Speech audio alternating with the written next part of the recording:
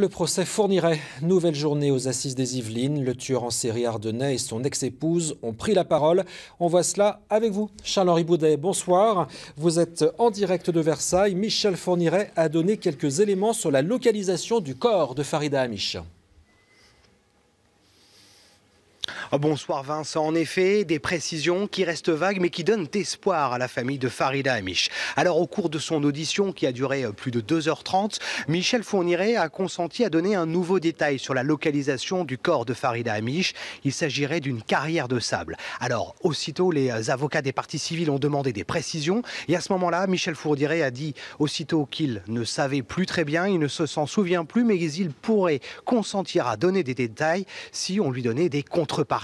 Alors, on l'imagine facilement, cette précision inédite jusque-là dans son procès pourrait peut-être ouvrir à de nouvelles recherches en forêt de Rambouillet. Je vous propose d'écouter à ce sujet-là la réaction de l'un des avocats de la partie civile.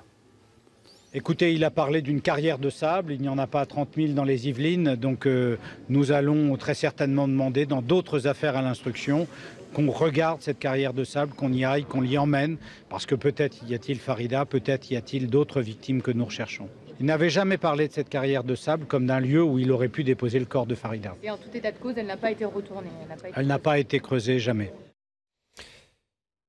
Oui, Michel Fourniret a en tout cas reconnu clairement qu'il était l'auteur de l'assassinat de Farida Hamish.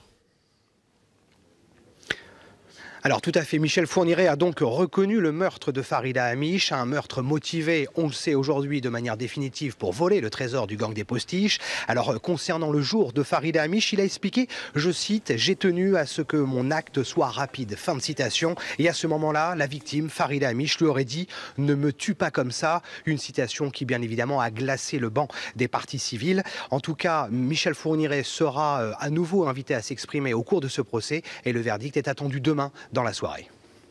Charles-Henri et Paul-Antoine Boudet en direct de Versailles, les assises des Yvelines.